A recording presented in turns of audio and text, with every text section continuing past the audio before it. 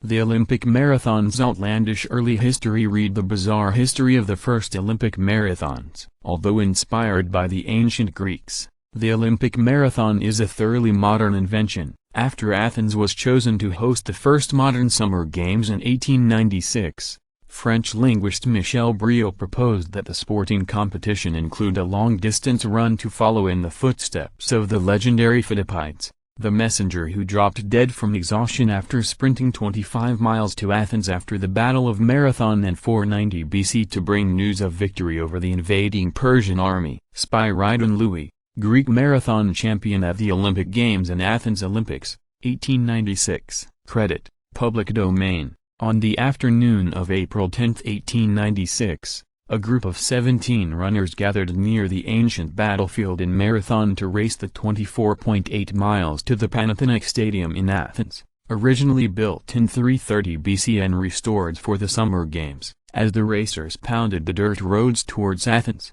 messengers on bike and horseback sprinted to the stadium with updates, despite stopping halfway to eat an egg and quaff a glass of wine.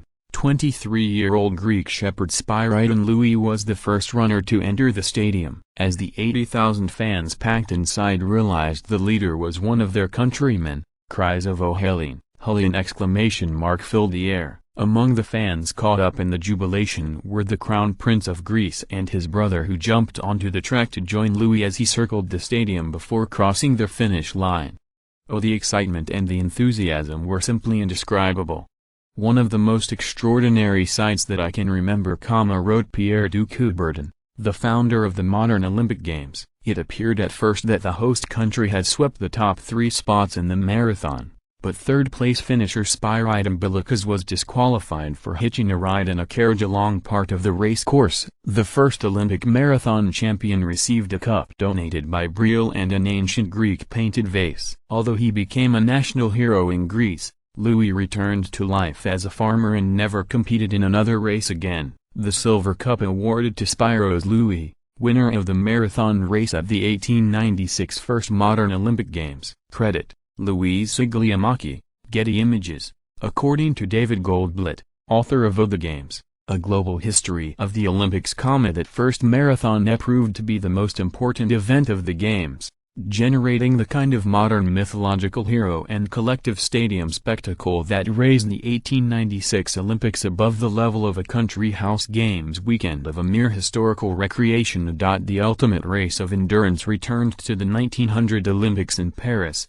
this time lengthened to a distance of slightly over 25 miles. The 1904 Olympic Marathon and Street, Louis, adjusted back to 24.8 miles, turned out to be a hot mess. With the thermometer soaring over 90 degrees, competitors struggled to stay on their feet and choked on dust kicked up by escorting automobiles traversing the parched, dusty roads. The heat felled more than half of the 32 runners. South African Lentau, a Swana tribesman who was part of the Boer War exhibit at the World's Fair, also being staged in Street, Louis, encountered obstacles of a more canine variety. Wild dogs chased him nearly a mile off the course. To the cheers of thousands of his countrymen, American Fred Lors was the first runner to cross the finish line. Little did the crowd know, however, that Lors had ridden 10 miles of the marathon course in an automobile after cramping up early in the race. When his car broke down, a rejuvenated Lors ran the final 5 miles.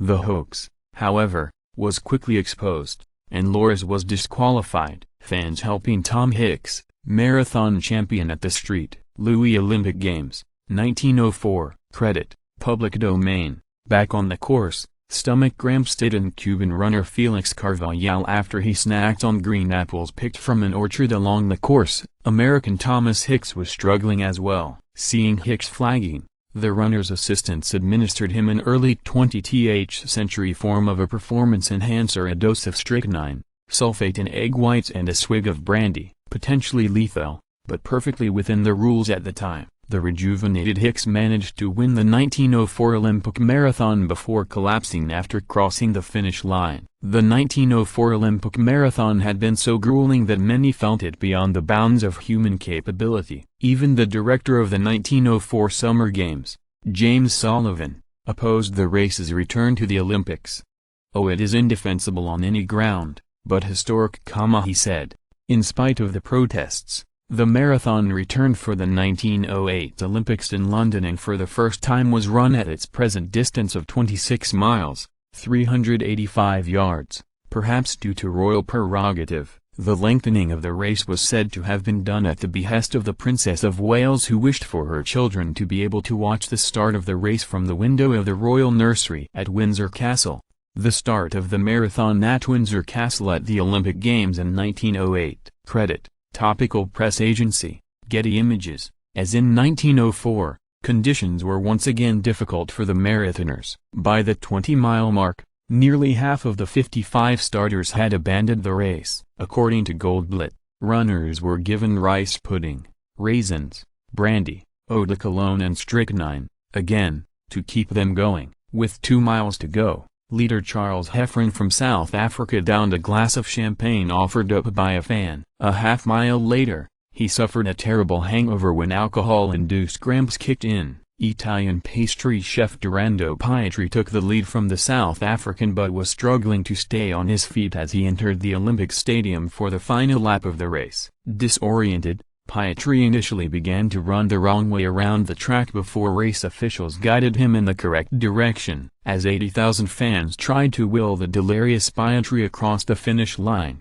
he staggered along the center path like a man in a dream, his gait being neither a walk nor a run, but simply a flounder, according to one newspaper account. The Italian fell 3 times until race officials, fearful that Pietri could become a latter-day Philippides and die right in front of the onlooking Queen Alexandra, finally picked him up and carried him the last 10 yards across the finish line before removing him on a stretcher. After the United States protested that Pietri did not complete the entire course on his own 2 feet, American Johnny Hayes was declared the winner. Had it not been for the lengthening of the race course, Pietri would have been able to finish it on his own. Dorando Pietri of Italy, on the verge of collapse, is helped across the finish line in the marathon event of the Olympic Games in London, 1908. He was subsequently disqualified. Credit: Public Domain. The Italian runner lost the Olympic title, but he won the sympathy of much of London. Sir Arthur Conan Doyle, creator of Sherlock Holmes, raised money to present Pietri with a gold cigarette case and a check for more than £300. Queen Alexandra presented him with a replica of the winner's trophy, paid for at her own expense. Since there was no time to get the award engraved, the monarch presented it with a handwritten card. The 1908 Olympic Marathon was, according to the New York Times, a spectacle the like of which none living had ever seen and none who saw it expect it to be repeated. And it hasn't. The 26.2-mile distance was eventually standardized beginning in 1924, and a women's marathon was introduced to the Summer Games in 1984. The men's marathon has grown to become one of the signature events of the Olympics, with the medals being the last awarded.